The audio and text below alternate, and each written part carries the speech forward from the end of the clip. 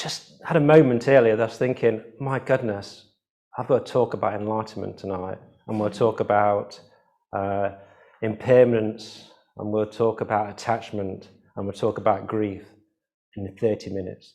So it's quite a task, but hopefully we're going to get around this. So we're going to go on a bit of a journey together.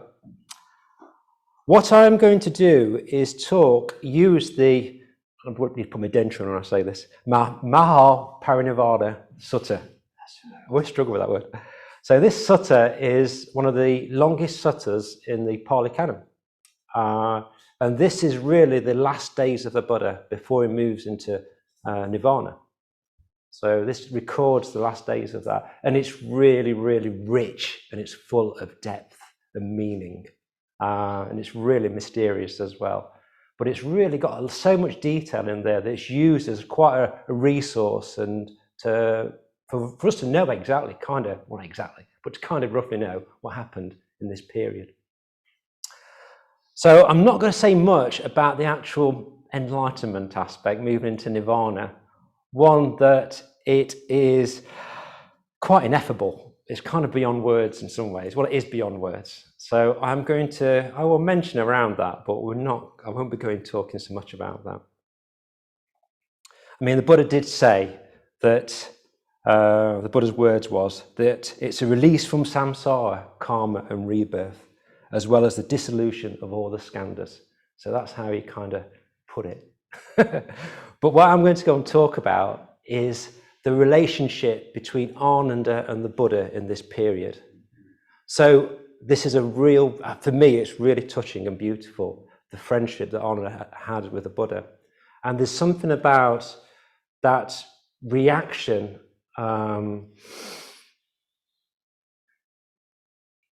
It's got a kind of special mood. It's like a mood of parting between Ananda and the Buddha.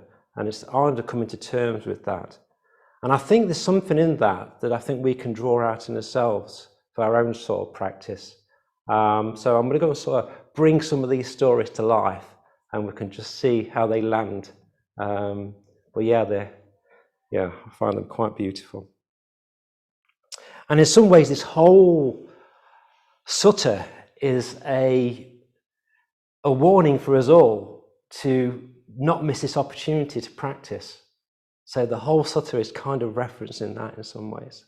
So again, hopefully we can go and connect to that sort of precious opportunity that we all have. Just turn the thing on. Come on, you get in there. I've turned it off. Oh God, imagine turning it off now. I'd be absolutely in trouble, wouldn't I? I'd have to make it up. That'd be crazy.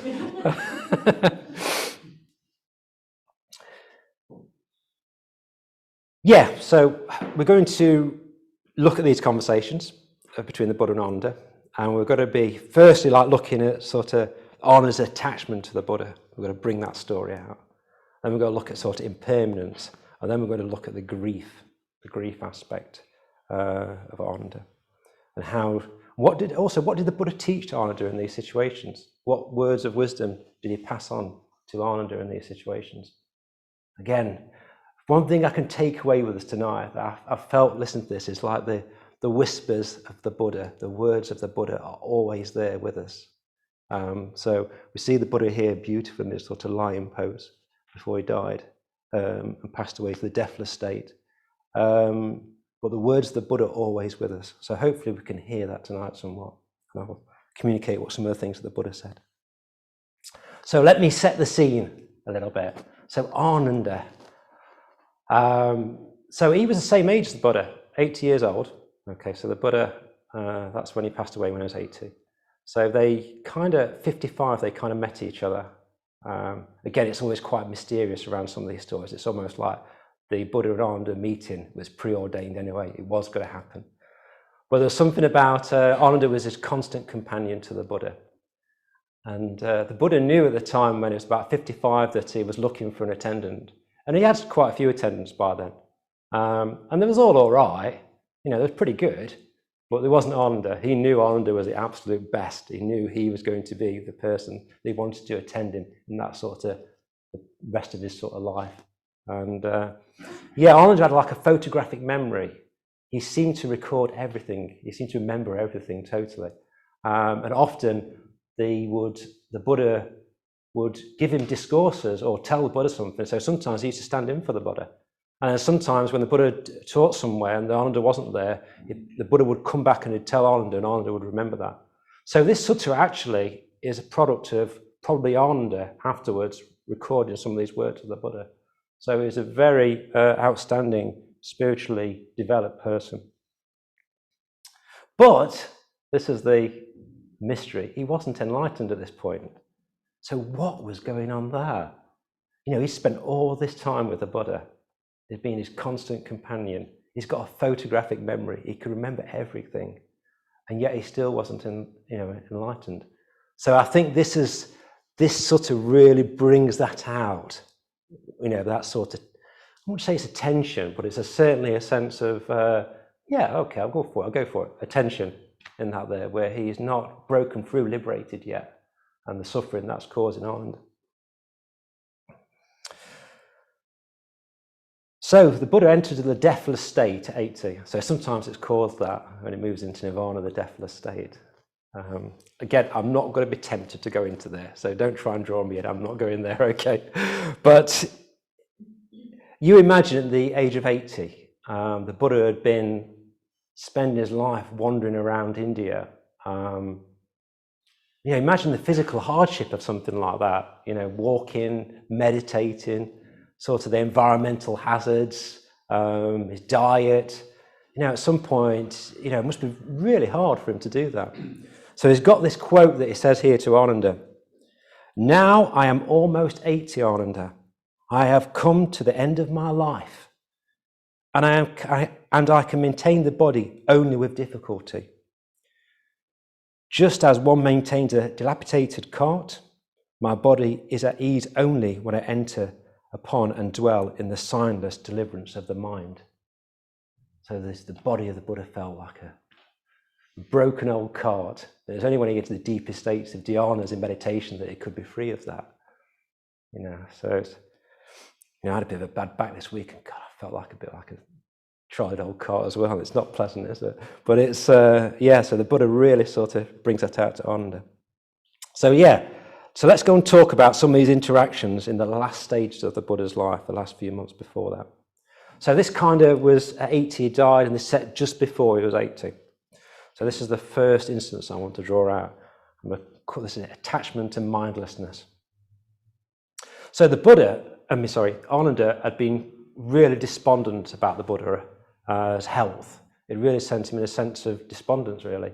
And he'd seen the Buddha physically in pain. And that really affected him. You know, he felt so dejected that he couldn't even really think properly. Okay, so it really upset Ananda. So one day after the rains, the Buddha and Ananda was out, and the Buddha suggested that they go and meditate together. Kind of the Buddha felt, I think the Buddha sounds like he knew he needed to say something to Ananda, and so he created this scenario. So he said to Ananda to get his sitting mat and accompany him to Kapala Shrine in order to pass the day there in meditation. And this is where they sat seated with the Blessed One, looked at the peaceful landscape in this wooded grove. And the Buddha reminded Ananda of the many beautiful spots all around the vicinity. And this is what the Buddha said to Ananda in that point when they were sitting there in this beautiful place meditating together. The Buddha said, anyone who has developed the 4 roads to psychic power, made them his vehicle and his foundation, could, if he wished, live out the eon or the remainder of the eon. The Tathagata has done all that, and he could, if requested, live to the end of this eon.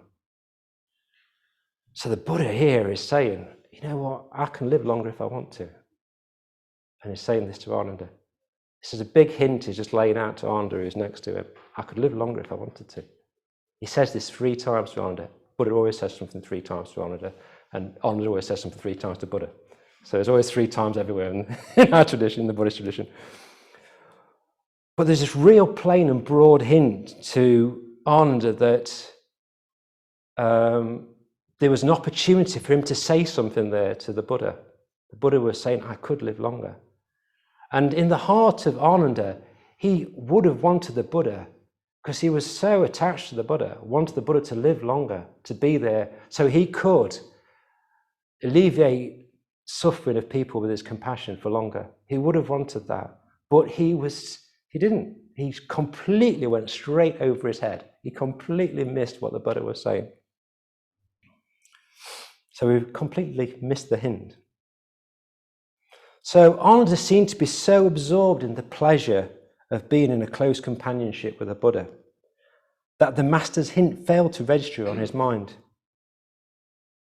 Was it perhaps the attachment to the Buddha's company? Or was it reinforced by this enchanting moment of being in this, at the night time, in the evening, in this beautiful environment in the forest, that prevented him from responding, even how attached he was, and responding in a way of saying, the Buddha, please don't leave the Buddha, please stay with us longer. And there's something about this scene. I mean, if you find the metaphysical aspect of the Buddha just sort of continuing his life, if that's bugging you, just don't let it, just don't let it hook you, okay? Alternatively, just go with it. It's a wonderful story. It adds such rich atmosphere to everything. Kind of makes everything big and mystical. So go for it if you can. But there's something here that sort of, I think it's really quite mysterious, and it's like get loads of these things come out in the Pali Canon. But how could Ananda be so mindless? How could he be so mindless? Again, like I said, this is a guy with a memory, a photographic memory. This is a guy that spent so much time with the Buddha, has been there, and the Buddha's been discourses of all time, yet he was so mindless in that moment. So why was that?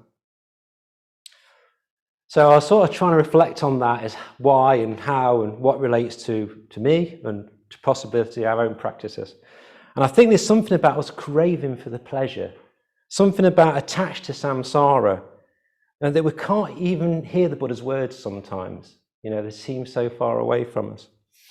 And even in the most beautiful, sublime states that we can have. So if you go on retreat and you're there and, oh my goodness, this is fantastic. I feel so peaceful, feel full of love and kindness. Oh, this is so fantastic. I think there's still a part of us, certainly is my experience, that I kind of think at that moment it's got to last, it's got to be like that. And then when it doesn't, it's like a slap round the face. Suffering sort of gets you. And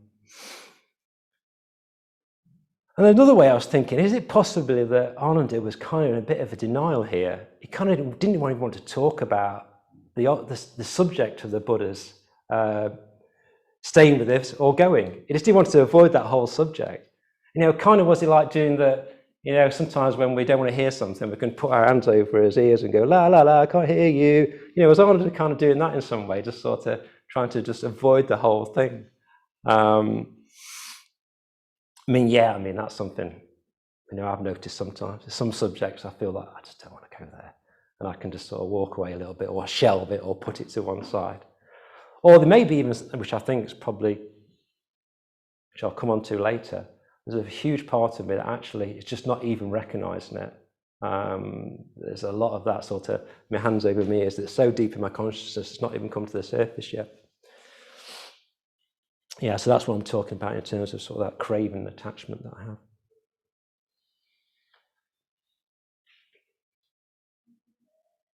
Oh my goodness. I've just looked at the clock, oh my goodness.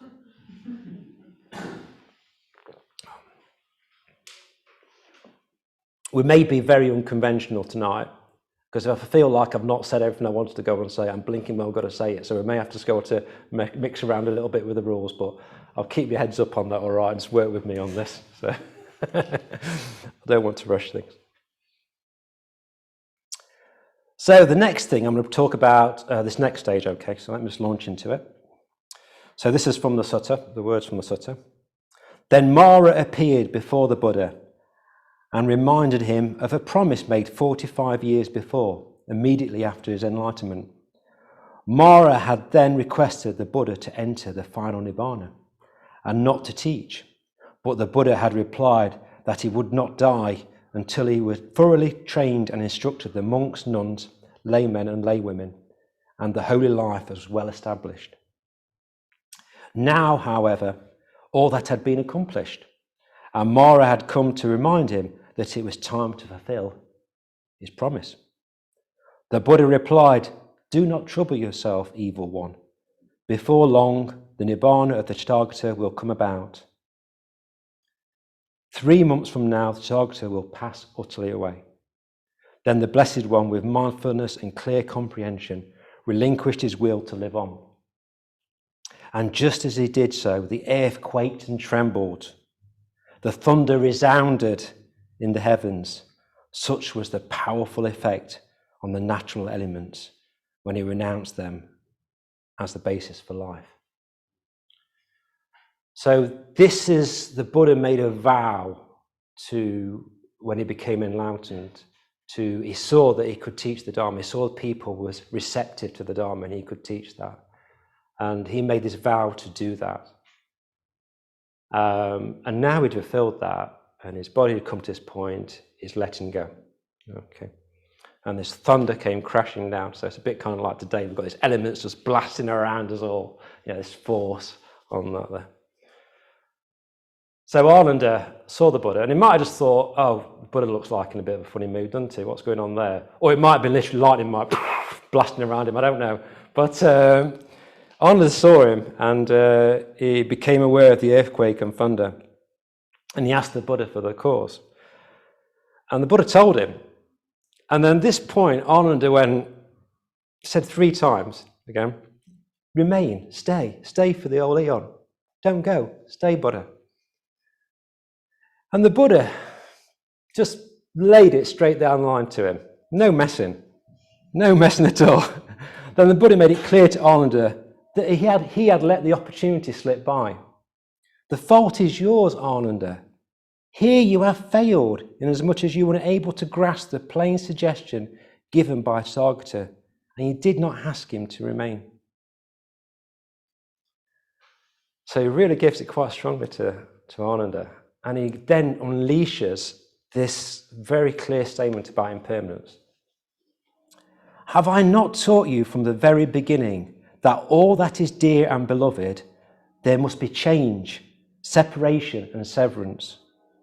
Of that which has arisen, come into being, conditioned and subject to decay, one cannot bring it about that it will not come into dissolution.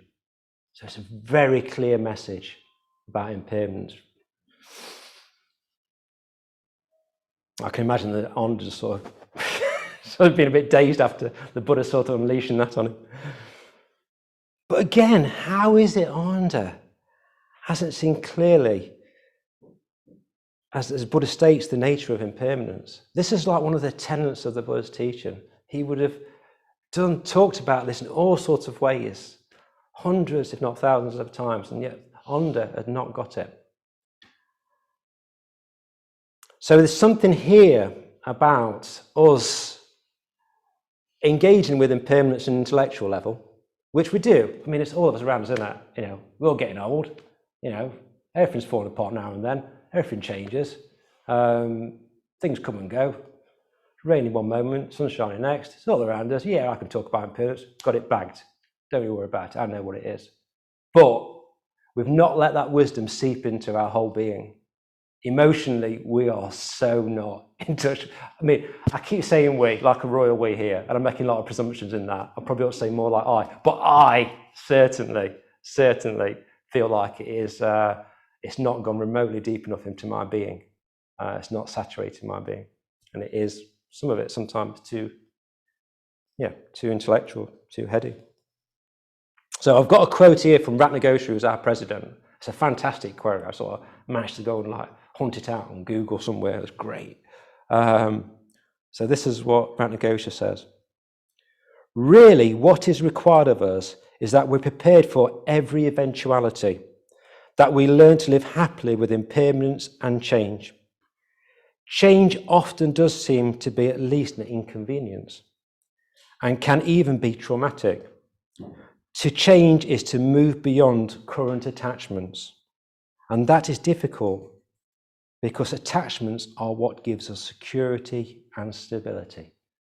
I love the last of that. Attachments give us security and stability. That's something to ponder on, isn't it? That's something to think about, what's going on there with our attachments. You know what, we might do this.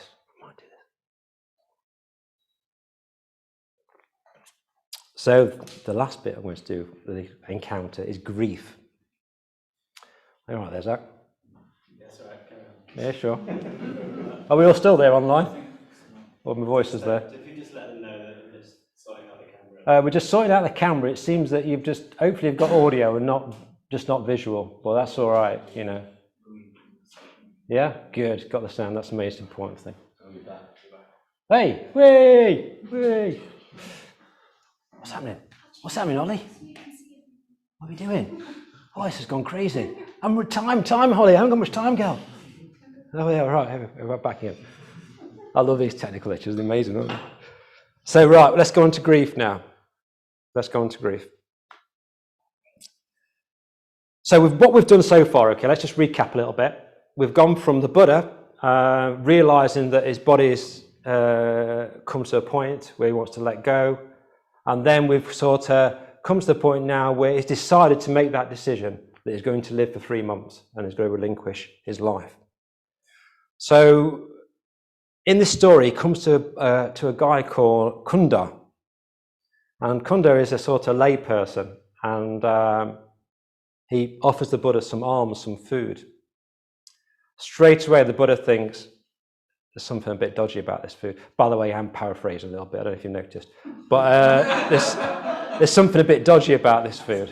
And he said, whatever you do, do not give that to the monks. Do not give that to my disciples. In fact, bury it. Please bury it.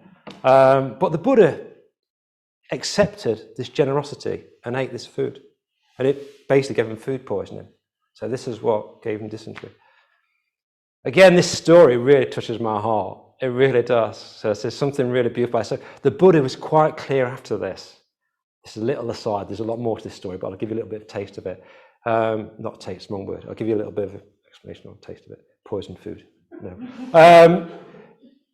He said, whatever you do with Kunda, please do not. What he's done is of great merit. His last act is to give a Tathagata, a Buddha, before his final nirvana, the generosity of a meal. And that generosity is given much merit. So do not any recourse whatsoever for Kunda doing this act. In fact, he should be rejoiced in his actions of generosity. Again, that's so beautiful. He rejoiced in his actions of generosity. This is the thing about I really love about this sort of it. You get a real sense of the Buddha's life force and his compassion and his teaching. And it seems to just, I know it gives me so much shraddha, it gives me so much faith. I don't have to know what enlightenment is. Don't worry about that. But I just get so inspired by so these actions that I see the Buddha does. So at this point, like the Buddha's now been poisoned, and it goes off to its final resting place, and he lies down in that lying pose there, and Ananda just can't take this. He's just completely overcome by grief. And he goes aside and he claps to the joy jam. A door jam. I don't even know what a door jam is, but I imagine it's some door thingy. A door jam, and he wept. Ananda completely wept. He's completely distraught. And Ananda, he knew he still had a fight to conquer, and a master who had so much compassion for him. And soon he would be no more. The Buddha would be no more. And what remained the fruit of his practice for those 25 years? So there's something here that I can imagine the Buddha being complete and utter abject loss of fear, doubt, security. It sounds like, the Buddha for him was everything. He was his master, he was his father, mother, friend. He was his whole world. He's losing that there. So I really get this sort of bone-shaking weeping that I sort of can imagine of that. And the Buddha said, where's Ananda? So they got him, and he said this to Ananda: do not sorrow, Ananda. Have I not told you many times that everything changes and vanishes? How could something that has come into being not be destroyed? For a long time, Ananda, you have attended on the Sagata gladly, sensitively, sincerely, and without reserve. With deeds, speech, and thoughts of loving kindness, you have made a great merit, Ananda. Keep on striving, and soon you'll be free from all cankers. Isn't this beautiful? So it's just sort of the Buddha's there. The Buddha's seeing in Ananda the grief he's feeling. And he reminds him very gently that this is just what happens. But at the same time, he talks and inspires Ananda. He says that you've had great merit, you've done so much, and you will be enlightened. You will. So he touches on Ananda's sort of, when he loses that sense of is what he's been doing with practice, and he brings him back home again, brings him back home to contact what he's been doing, his transformation that's been happening, is going for refuge. So there's something powerful there. And this is where it sort of touches on me. This is the whole reason I came up with the idea to go and talk around the subject, is a dream that I had a couple of weeks back. And this is really cool. Like I've got a room full of people I can talk about my dreams, and you can't go anywhere. And you mean online, you can turn off if you want to, but try and stay a little bit. So I can talk to my dreams about you guys here. Yay. So I had this dream a couple of weeks back. And so I'm only child. My dad died a few years back. So I've just got my mum now. But in this dream, my mum died. And it felt like I was in the blackest of voids. And there was something like this umbilical cord that was connected, had been severed and had been torn away. And I felt completely, utterly alone. Absolutely alone. I felt dejected, terrified, fearful. I felt like I had nothing, not the capabilities to deal with it. There's something about that root connection to my family, to something, my parentage that had gone. And I was in floods of tears in my dream. And then I woke up, and that emotional intensity was still like, it had that bittersweet edge to it. It was still there, lingering in my experience. And I just realized that I am so utterly unprepared for that when it does happen. You know, I am so utterly unprepared for that. I hope that it's some part of my subconscious that is sort of working this shizzle out and saying, "Oi! And we'll tell you in your dream, so get your head around it, because it's going to happen at some point." So I kind of hope that it is sort of some working in progress that's going on here. But my God, it felt so powerful.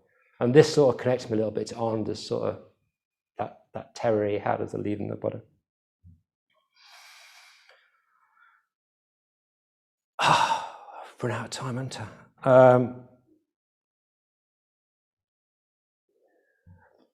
Can I just ask a favour, guys? I just need another 10 more minutes. And is everyone all right with that online? Can you give me a thumbs up if you're all right for 10 minutes? Yeah? Bless you. Right, hold on.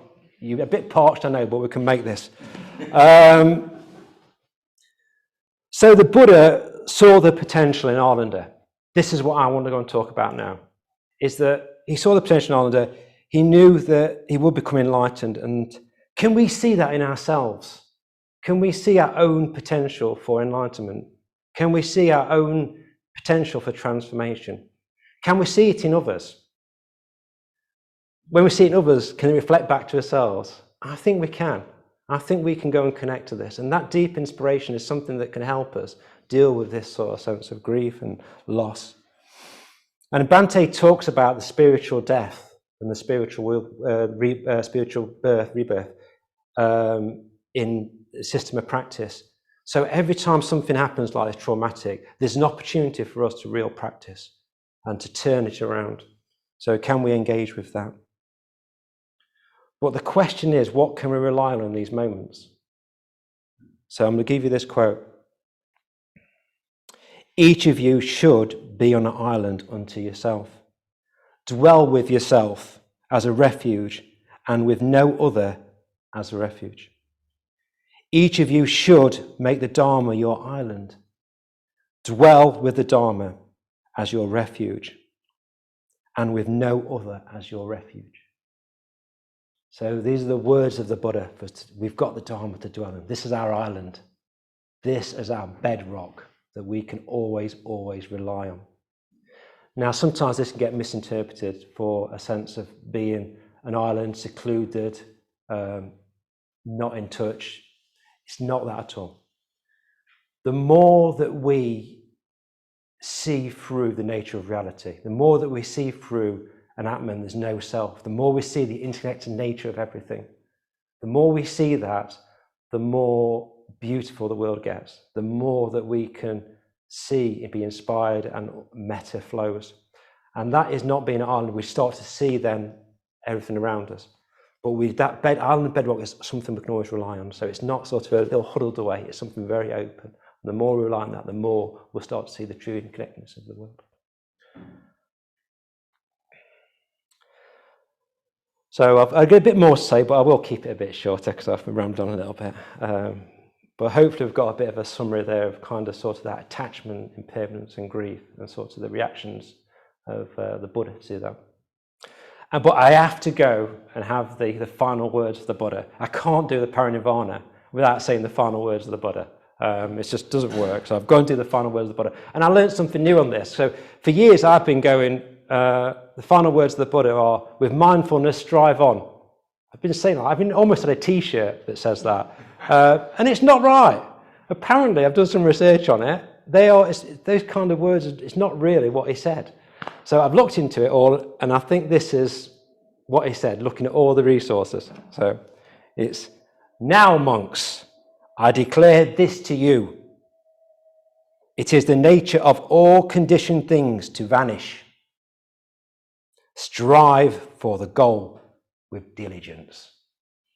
So that's his final words, with diligence.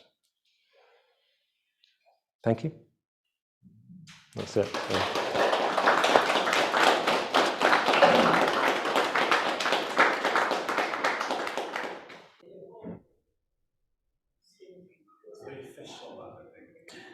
What's official? It is, isn't it? It does. It has a sense of gravitas towards the situation, doesn't it? And we always know everything that's been recorded digitally is never got to go. So 10,000 years from now, someone might unearth it. You know, it's pretty cool, that idea, isn't it? Proper sci-fi.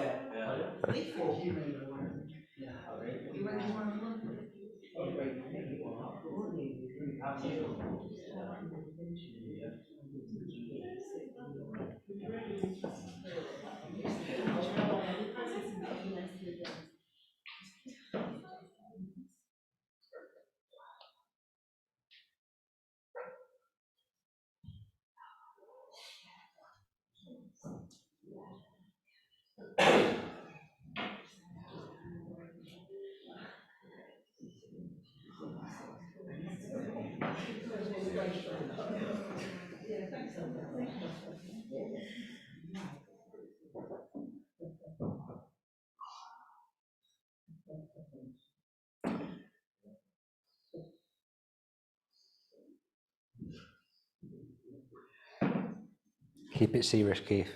Keep it serious.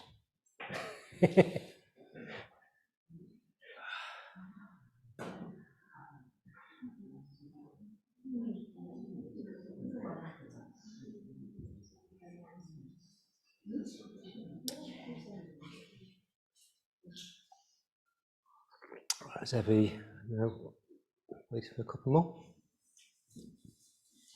Testing. Did see Artabandu somewhere. Where's he gone? How can you lose Artabandu? It's massive.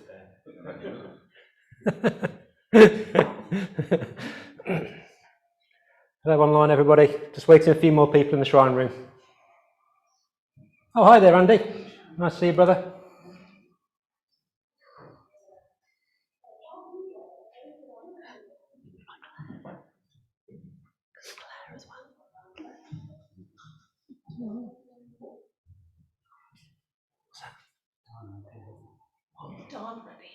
Yes.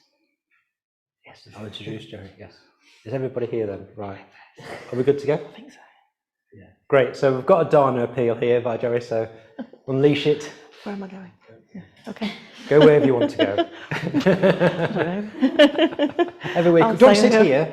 No, I can I fit in if I stand up? I don't know. I don't know. I'll happily stand here. You're sort of chopping your head off. All right, I thought it might you be. come sit in the Thought it chair. might be. I'll You sit sit in the chair down. then, You sit go in the on then. chair. You sit in the chair there. You kept it nice and warm. I'll move over. Yeah, I'll move over here. It's very warm. Thank you, Jyotisha. No problem. I'm going to make this quick, although this is a very warm seat. One of the things that just really stood out to me from your talk earlier, Jyotisha, was the quote, was it the joyousness of actions of generosity? So yeah. I thought it's quite relevant when it comes to talking about dana. And it really struck me particularly when we were queuing for tea. I made the comment that it's been a long time. It's been a really long time that we've had to kind of queue for tea and then wait till the end and realise I've got a full cup of really hot tea and the bell's rung and we've got to come upstairs again. And I just feel really emotional about that because it's been so long that we've had so many people in the centre and so many people that we know and love all together in the same space. And for me, that really just connects us to the kind of the bricks and mortar of the place. We've all of us spent so much time online, obviously I want to reference people online as well. But I kind of just, us all just being here makes us realise how important the bricks and mortar of the place are and the people who keep this great thing going for all of us. We're all such a part of it, and really that's why I would like to link to what came out of that talk for me, that it's an opportunity for us to recognise that we need dana in terms of giving of time, giving of love, giving of connections with friends, and obviously of giving with money, because without all of that, you know, this wouldn't exist and we wouldn't be able to queue for tea. So, thank you. Oh, I should actually say what we should do, shouldn't we? There's the dana bowl. It's getting carried away. The dana bowl is downstairs. I believe there will be a link. Is there a link for giving? So, thank you. Onto the hot seat, Claire. Onto the hot seat.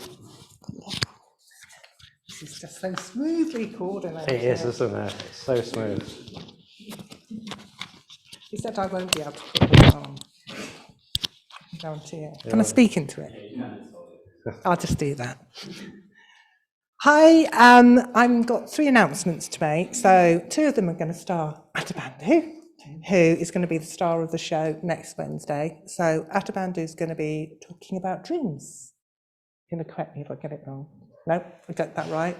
Really encourage anyone who feels able to come into the centre. If you haven't been in for a while, you know, do think about coming and joining us if you feel ready, because just echoing what Jerry said, the energy in the room just feels amazing. It's just so lovely to have it so full. And I think we ran out of cups. We had to do frantic washing up of cups.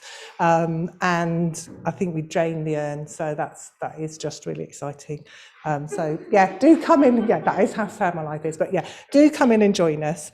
And then on the 12th of March, Atabandu is going to be exploring dreams for a day, I believe. So that's going to be on the 12th of March. So if you're inspired by the talk next Wednesday, then come along on the 12th and just hear a little bit more about what Atabandu has to say about this. And I've heard you talk about dreams before and it's brilliant. So definitely recommend it. And the final one, really important event, is the Sanga Retreat. So that's when the community can get together on retreat. Sadly, I can't go because I've got a family thing, but I wish I could. But it's going to be at the end of April, and it's going to be at Lockabrook in Derbyshire, which looks out over the beautiful Lady Bower Reservoir. So if you are able to come and join, then please do, and you can sign up on the website. Yeah, brilliant. So thank you for your time. I'm going to hand back to Jyotisha. Thanks, Claire. I've already gone because I don't deal with it. I would feel like Jean-Luc Picard in Star Trek with this thing on. God, my voice in stereo, that'd be terrible. Okay, to the second half of the evening. Jyotisha, it's Rachel. Could I make an announcement as well? Oh, Rachel, yeah, sorry, you was in the ether, I forgot. I know. Come in, Rachel, tell us. Yes. Thank you. Sorry, just one more quick announcement. I'm Rachel. If you don't know me, I'm the coordinator of the Earth Sangha Circle here. And I want to invite you to an event we're doing on the 5th of March, which is going to be led by Parinirvana, and it's a day workshop on the work that reconnects by Joanna Macy. So this is very famous work. American Buddhist woman has been doing this work for years and years, and it's work to help us basically turn towards our emotions around the climate, around what's happening to the planet, and to do that together as Sangha. So I just really want to stress that this is for everybody who's in the room tonight. So whether you feel sort of overwhelmed by your emotions around the climate, whether you're not sort of quite sure what those emotions are, and even maybe especially if you're not quite sure why we'd even do a workshop about this kind of thing. It's above all, really, I think it's a chance for us to deepen Sangha, and it's a real chance for us to get to know each other and support each other in an important way. So yeah, please join us. You can sign up on the website. Thanks. Thank you, Rachel.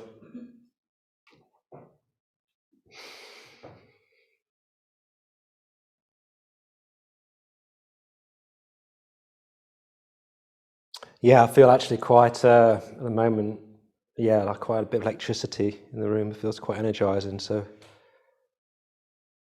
like everything we do, it's about transforming what we have in our experience in the moment, and how do we transform that. So we're going to transform this second half into meditation. It's going to be quite an active meditation. So we're going to do the mudita bhavana. The reason I want to do that, I mean, some of you may not be familiar with the mudita bhavana. I will explain that in a moment. But the reason I want to do it, so mudita is a sympathetic joy, it's joyousness. And there's something about this day, to me, that is joyous. There's something to feel very joyful about the richness of the Buddha's life, his words, what his gift is given us, and the teachers and the lineage, and like we mentioned, the building and everybody around us. There's something really joyous about that. There's something that I think it is, if we can connect to that in others and in ourselves, it's a real powerful way into compassion. It's a real powerful way into dealing with some of the difficulties I think we've mentioned a little bit tonight as well. You know, in some ways, it's one of the Brahma Viharas, it's one of the perfect abodes. So if we can be in this abode, in this state of sympathetic joy with other people, it can start to dissolve all sorts of things and just let ourselves, well, see things more clearly. So on the shrine here, if you notice, we've got Sanga Retreat, Bhante, our teacher. And this gentleman on my left here is called Lee. So Lee was a GFR mitra, so someone who was going for refuge, who made that commitment to train to go and be ordained as a mitra. He made that commitment and he died a few days back. He got killed in a bicycle accident, they put in a coma, and he died from that, and he's from Cambridge. And he'd been working for Dharma Chakra, so that's our sort of online presence. Zach works there as well, and Kusudeva's worked there in the past. So there's a sense of, he was really a brother, he was a part of our order, and he was somebody who was, by all accounts, really transforming his experience. And this has ended for the moment in that form. But as we can sort of get with a Buddha, there's no complete end of anything. There's always something that's happening, something moving on. What that is, I don't know. I don't pretend to know, but I have confidence because I believe the Buddha. I have Shraddha and faith in the Buddha, that he saw things deeper than I could possibly ever see. And that's where I lay my heart on. So it's a way, how do we engage with this? How do we engage with this? And I think one way to do it is trying to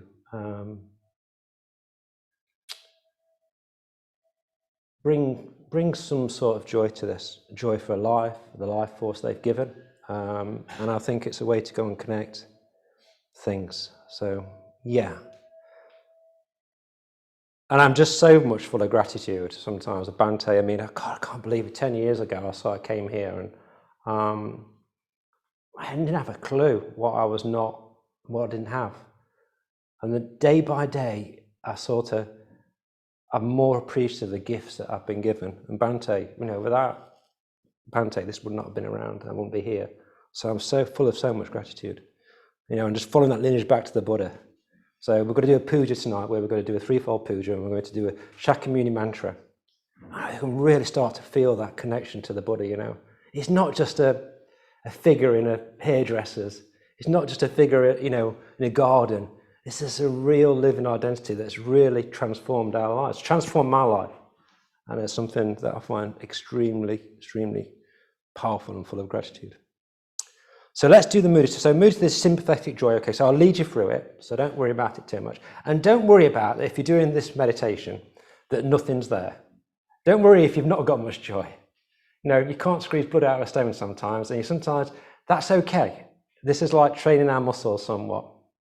And even if you're not a particularly difficult person, we're struggling to get some sympathetic joy on, but even that, we can go back and think, I may be feeling a bit of ill will, a bit of jealousy or whatever.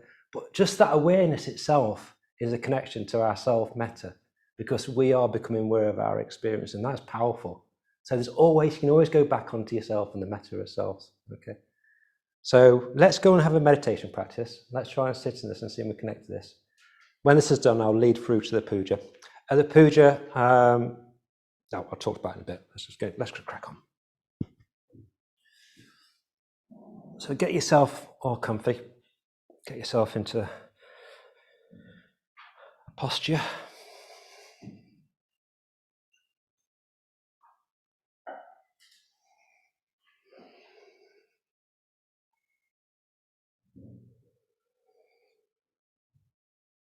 So let's just connect to our body,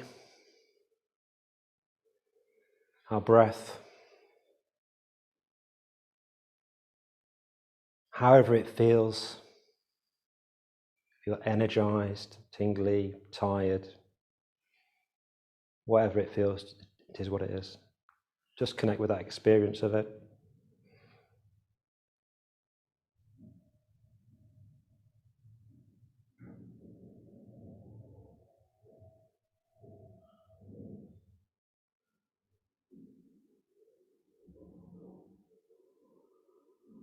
Just from the crown of your head,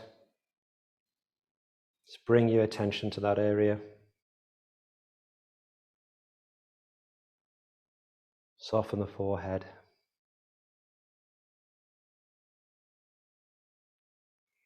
Move down to the throat.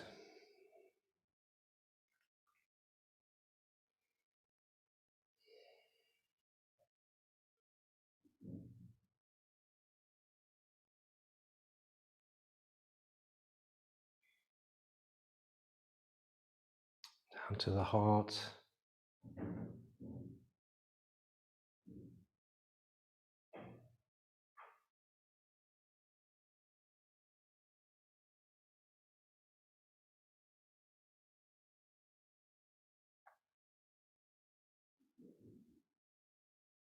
Down to the base of our spine.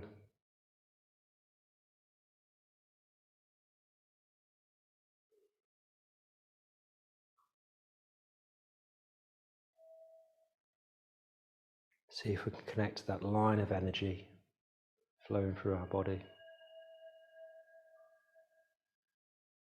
As we breathe,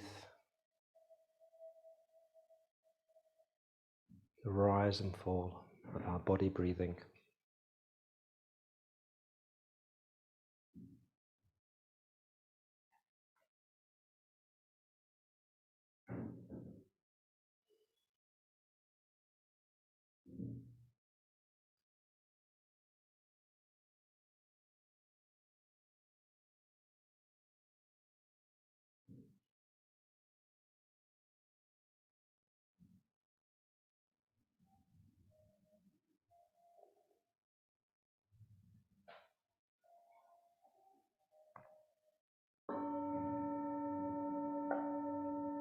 Mudita Bhavana.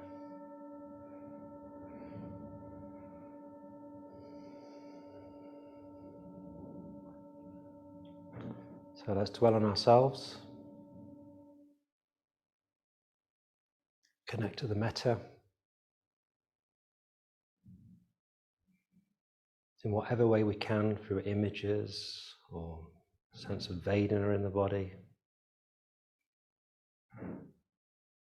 Watch the imagination.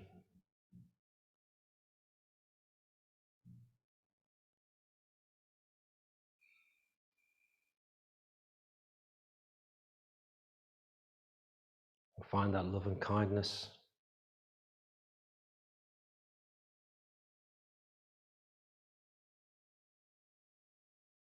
Maybe that joy in our experience.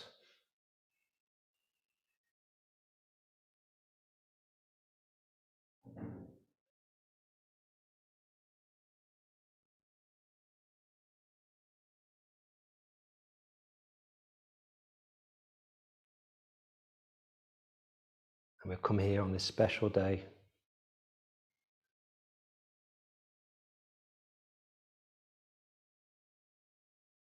taking time out of our life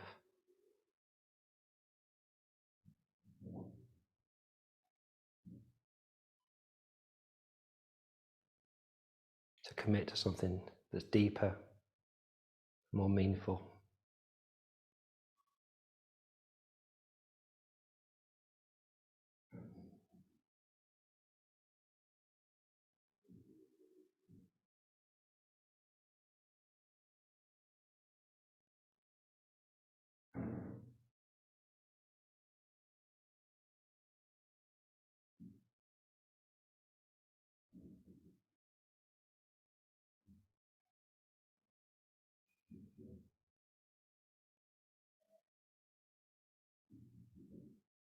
Whatever you're feeling, that's okay.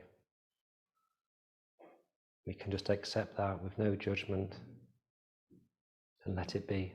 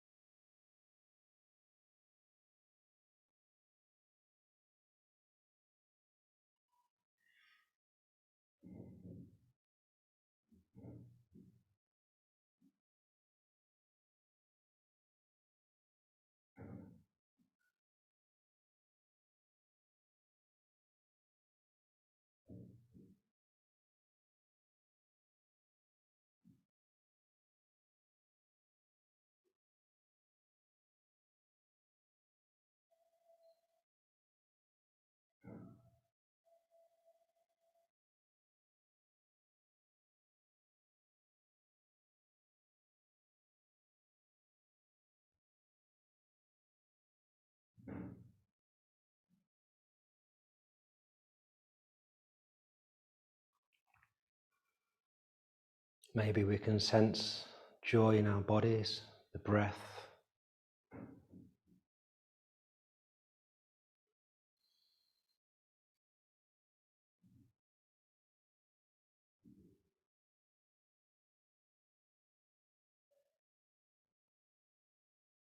Joy in hearing the Dharma, the words of the Buddha, our mind.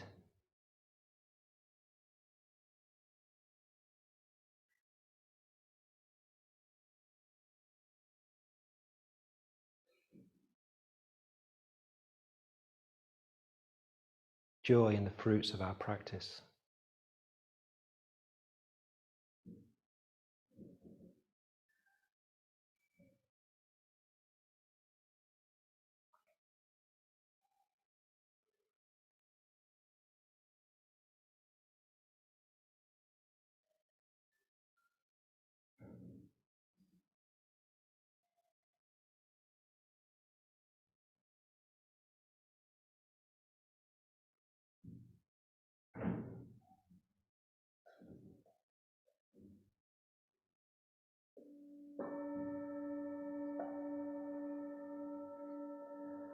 Now bring a boon friend to mind, a friend that radiates qualities that inspire you and touch you deeply. Maybe compassion, generosity, wisdom, beauty, kindness, energy. That boon friend you see and they fill you up with that particular quality.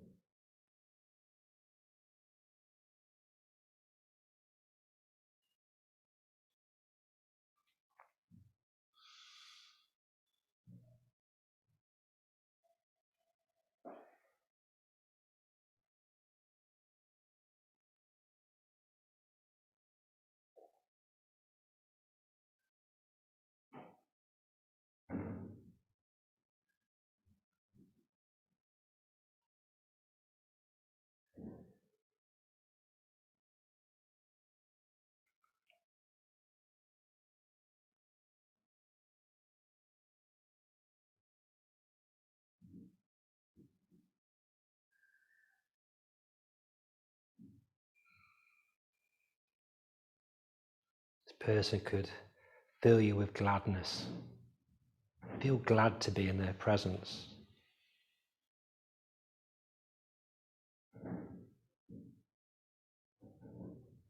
A boon, a balm.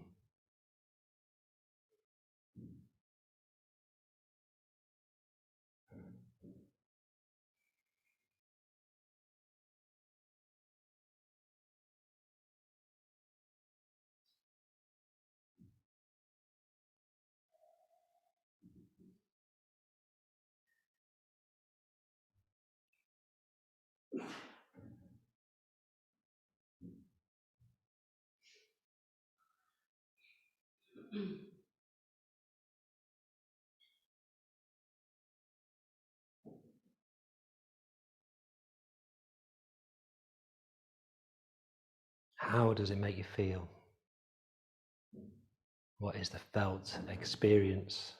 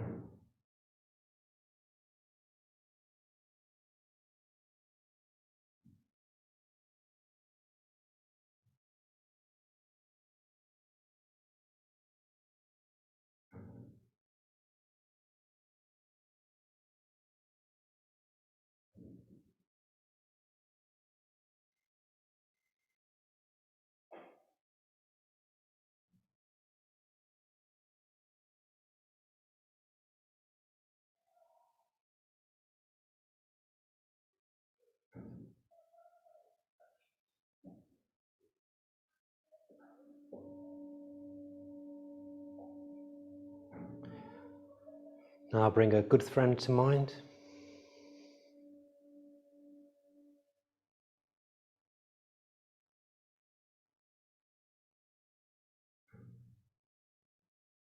A friend we can rejoice in.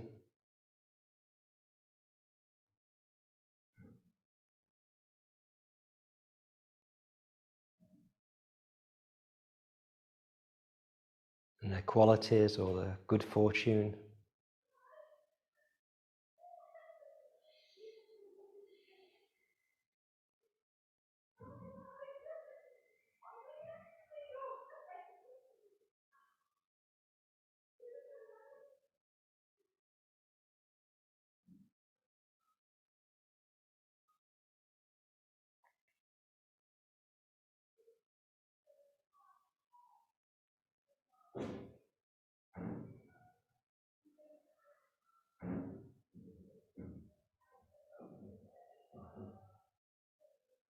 Just see if you can just get a taste of that joy just coming through without any stories or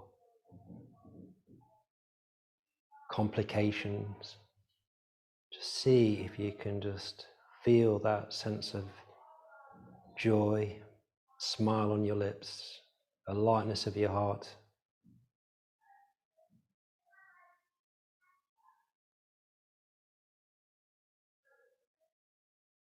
A gentle embrace.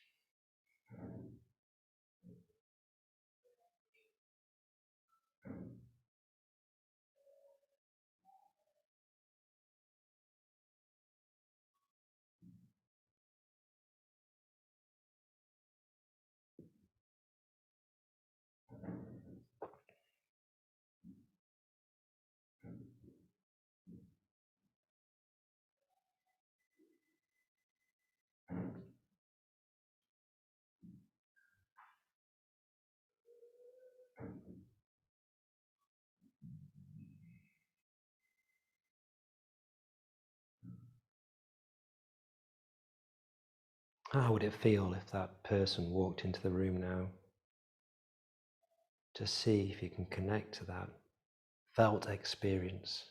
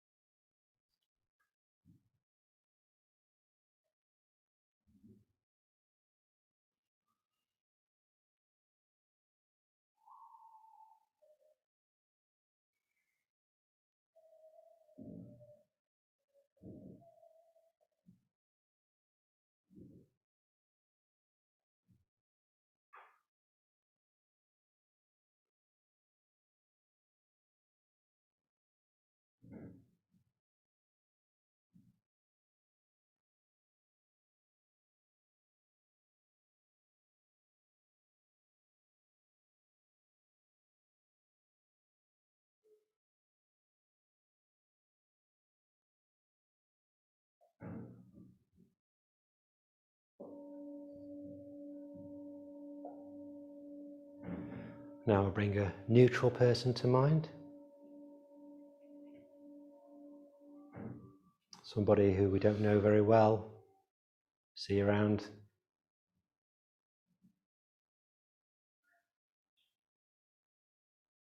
We may not even know what makes them happy or what's to rejoice or be joyful in their well-being. We may not know.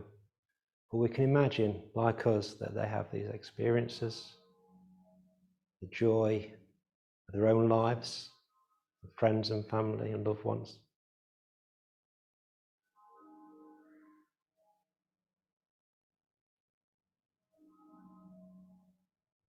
Imagine connecting to that richness of that person who we don't know.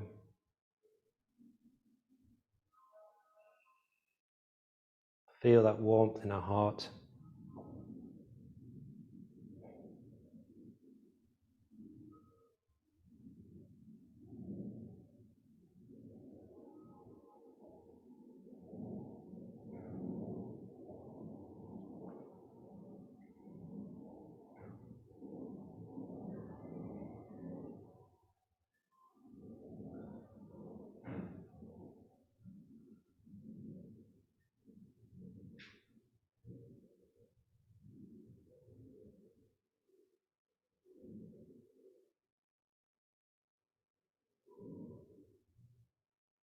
And it's okay if we can't feel much or we feel a bit numb around this.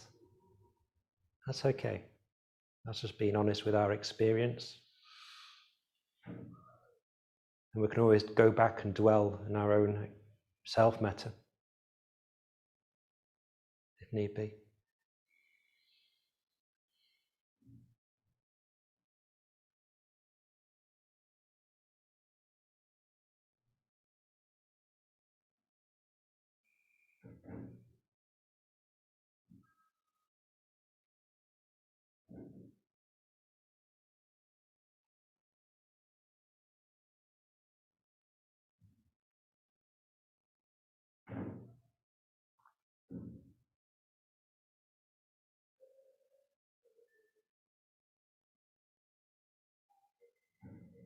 Stay in contact with the body and the heart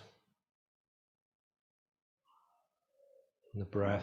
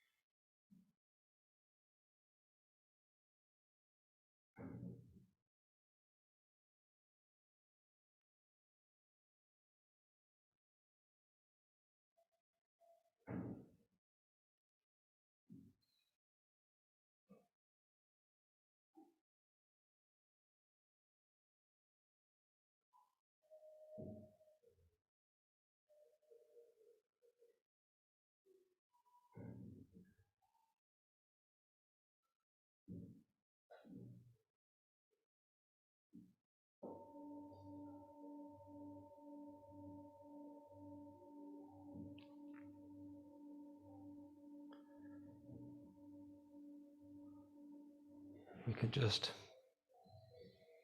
pause for a moment and go into our self-metta.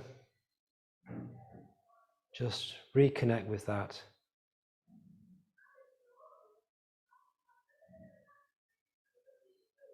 Connect with our own joy.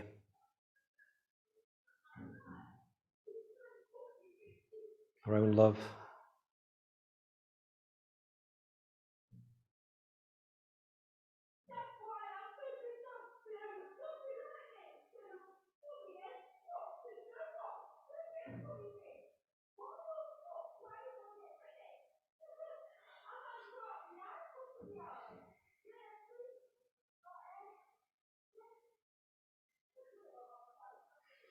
And as we bring the difficult person to mind.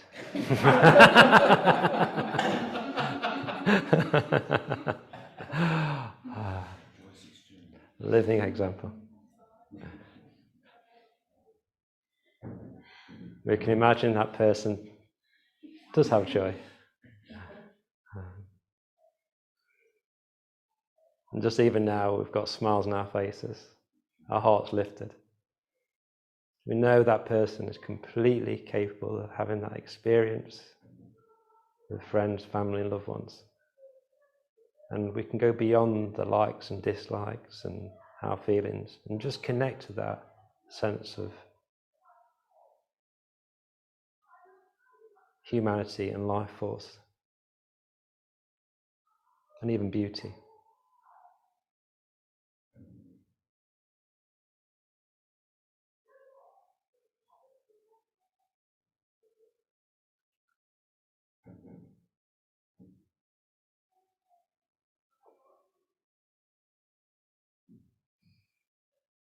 And if we find triggers in ourselves of anything from envy to anger or anxiety, we can just use that as a sense of reflection and just again take that back to self-metta of we can recognize that in our experience, and that is awareness, and that in itself is joyful.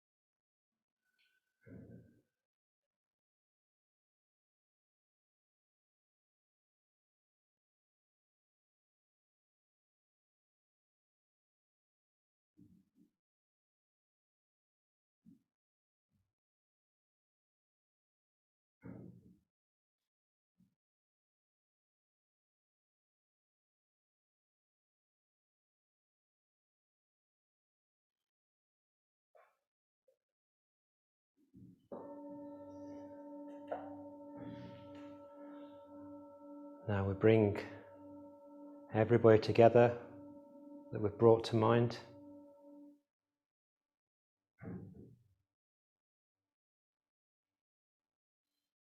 See if we can connect to that joy flowing from them, through to us.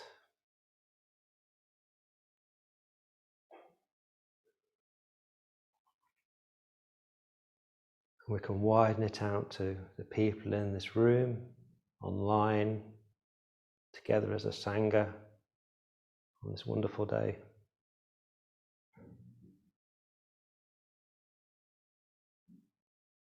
To Buddhists all around the world celebrating Parinirvana Day.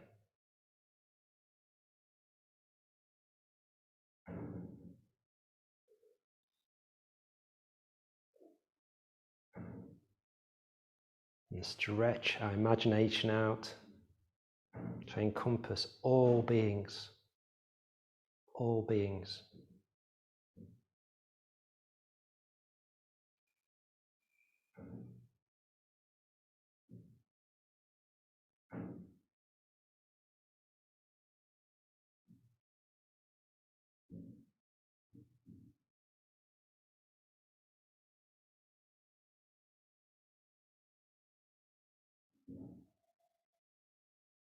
Connect to that solidarity of joy that flows throughout experience.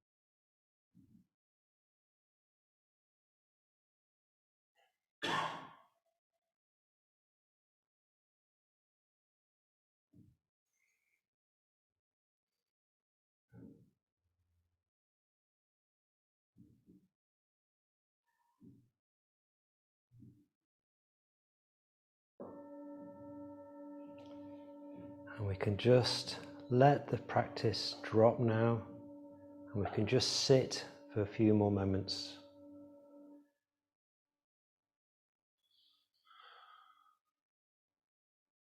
Just sit like dropping into a nice warm bath. Let in. Just be with whatever we are, however we feel.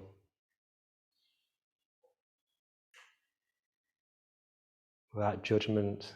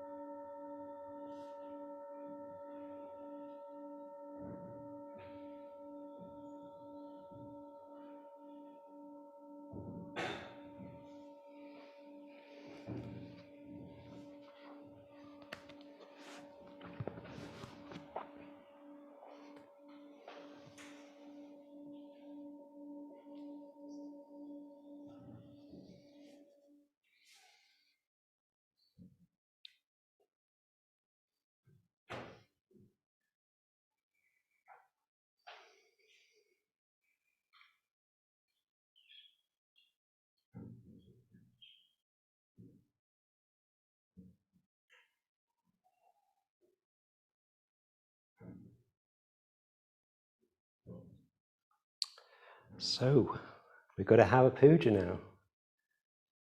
So I don't know about you, I feel like I'm outdoors in the woods, and I feel like the wild beasts are out there. That's no affront to that person, but the wild beasts are out there, and the wind and the storm is battering away. It feels really elemental and powerful. It's full moon tonight. And this is an energy we can engage with. I mean, I don't know if you got that online, but it's been pretty hairy in here.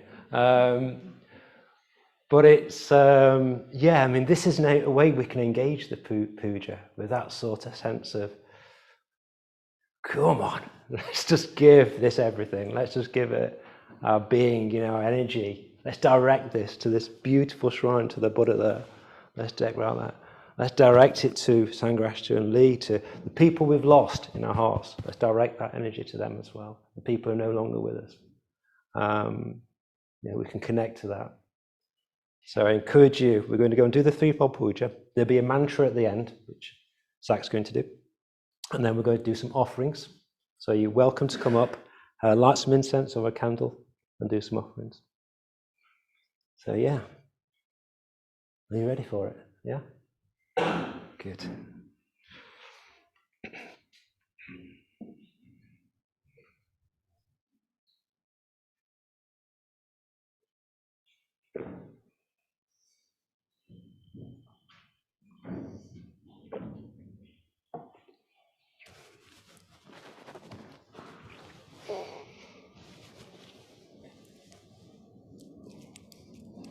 Guys, sounds fantastic outside, doesn't it?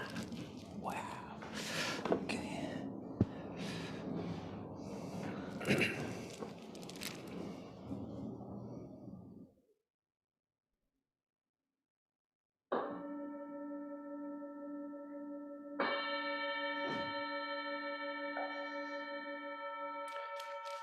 The threefold puja. We reverence the Buddha. We reverence the Buddha, The perfectly enlightened one. the perfectly enlightened one, The shower of the way. the shower of the way. We reverence the Dharma. We reverence the Dharma, The teachings of the Buddha, the teachings of the Buddha, which leads from darkness to light. which leads from darkness to light. We reverence the Sangha, We reverence the Sangha, the fellowship of the Buddha's disciples, the fellowship of the Buddha's disciples, that inspires and guides us. that inspires and guides us.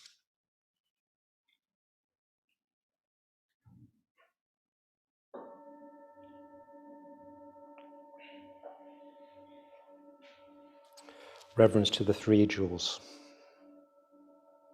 We reverence the Buddha. We reverence the Buddha And aspire to follow him. and aspire to follow him. The Buddha was born as we are born. The Buddha was born as we are born. What the Buddha overcame, What the Buddha overcame, we too can overcome. we too can overcome. What the Buddha attained, What the Buddha attained, we too can attain. we too can attain. We reverence the Dharma We reverence the Dharma and aspire to follow it. and aspire to follow it. With body, With body, speech, speech, and mind until the end. and mind until the end. The truth in all its aspects. The truth in all its aspects. The path in all its stages. The path in all its stages. We aspire to study, We aspire to study, practice, practice, realize. realize. We reverence the Sangha We reverence the Sangha and aspire to follow it. and aspire to follow it. The fellowship of those who tread the way. The fellowship of those who tread the way. As one by one, As one by one, we make our own commitment. we make our own commitment. An ever-widening circle, An ever-widening circle. the Sangha grows. The Sangha grows.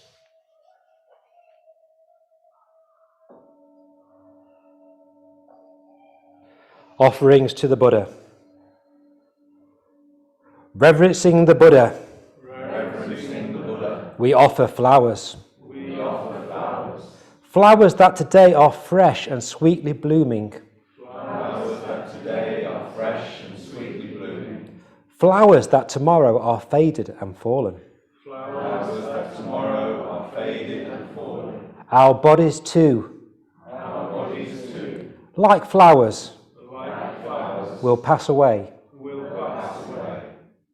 Reverencing the Buddha, Reverencing the Buddha, we offer candles we offer candles. to him who is the light.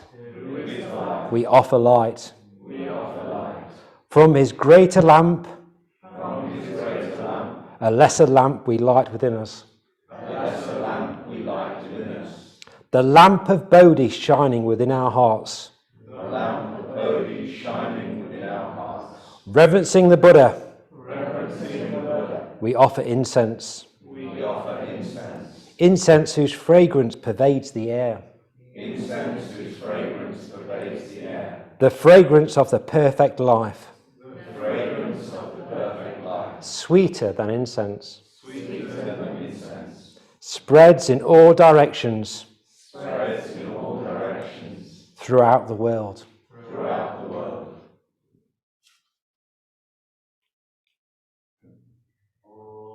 Om Muni Muni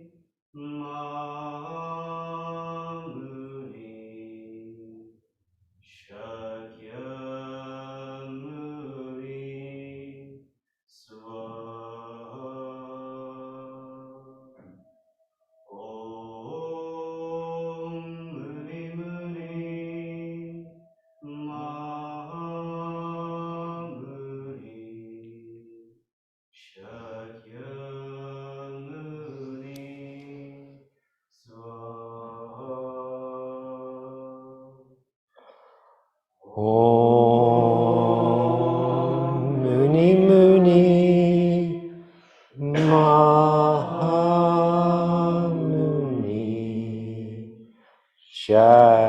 Shakyamuni Swaha.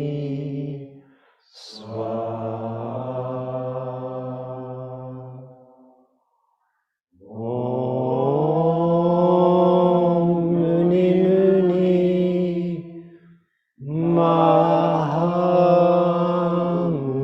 Mahamuni Shakyamuni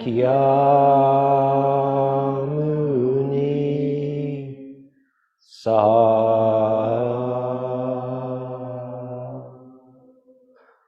Om Muni Muni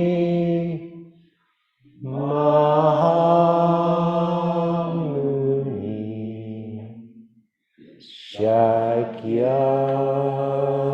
Shakyamuni Swaha Om Muni Muni Mahamuni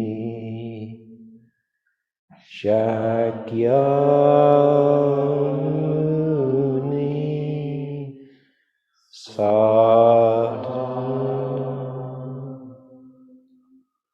Om Muni Muni Mahamuni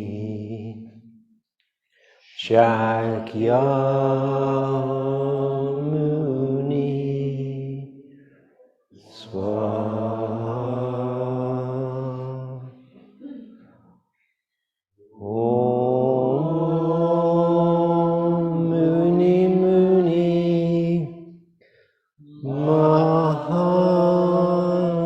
Mahamuni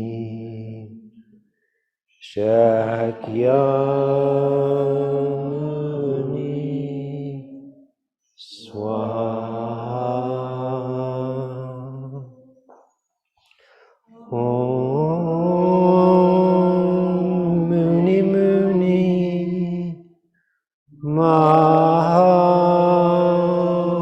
Mahamuni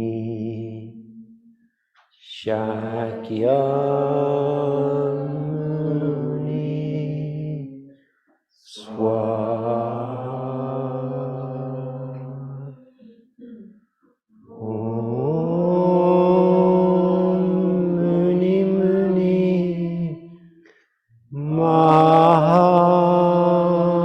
Mahamuni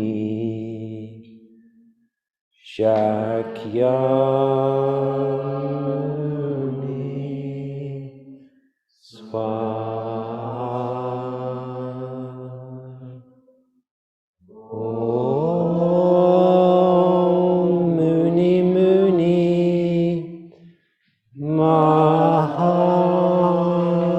Mahamuni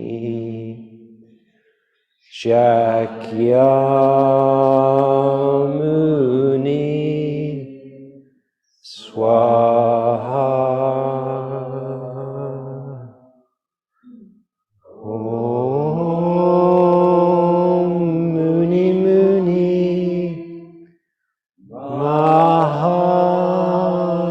Mahamuni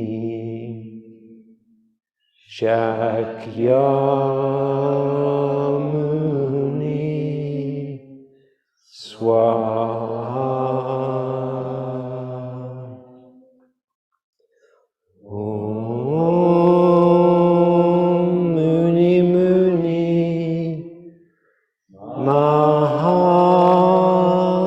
Mahamuni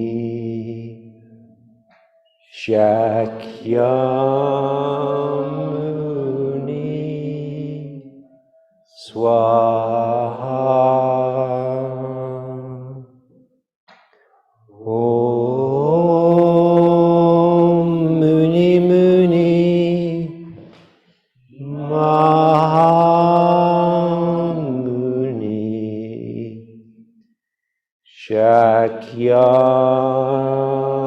Shakyamuni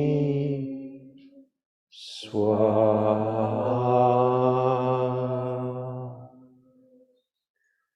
Om Muni Muni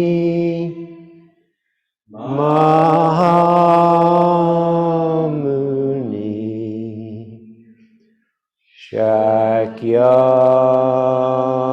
Shakyamuni Swaha Om Muni Muni Mahamuni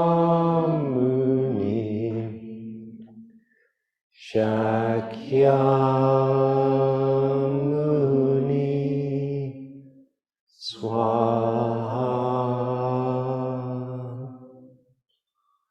Om Muni Muni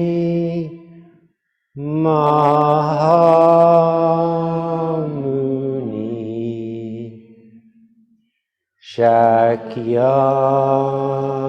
Shakyamuni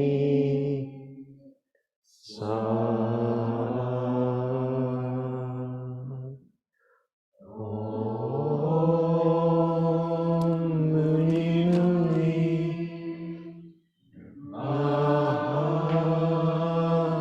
Mahamuni Shakyamuni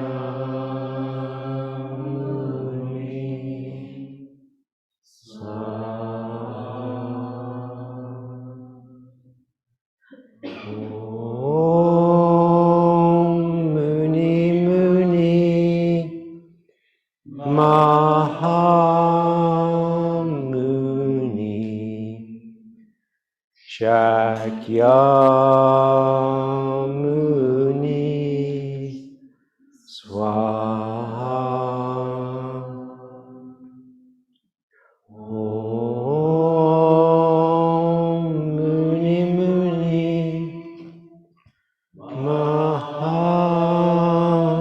Mahamuni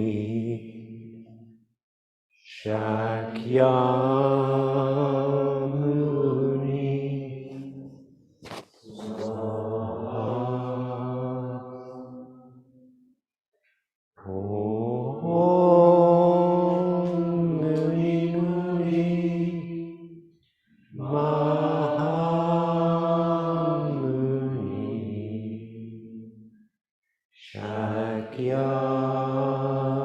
Shakyamuni Swaha. Om Muni Muni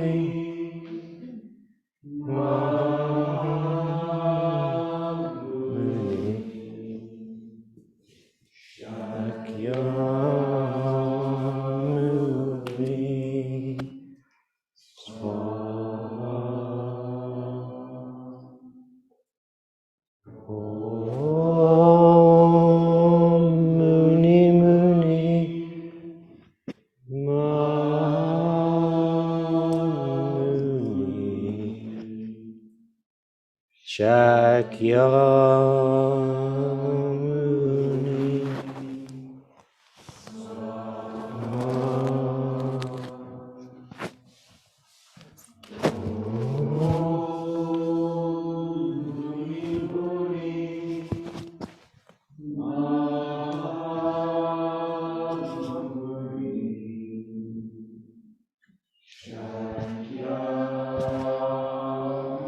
Shakyamuni Swaha.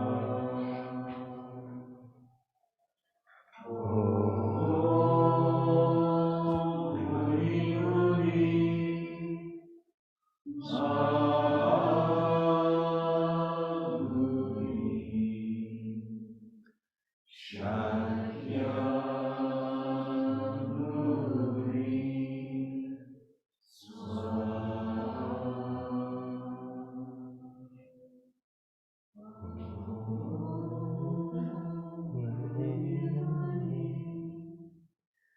Mahamuni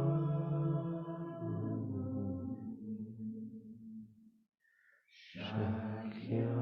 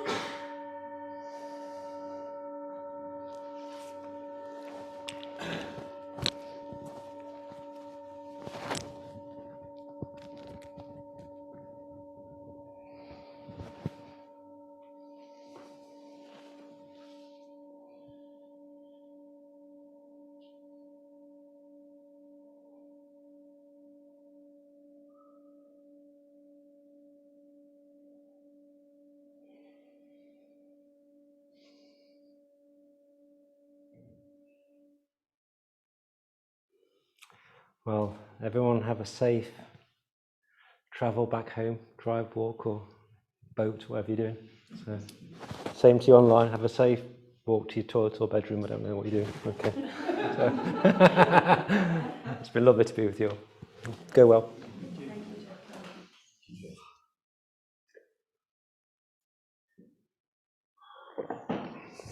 Bye-bye, everybody. Thank you. Bye, Rick. See you, everyone. Bye. Bye.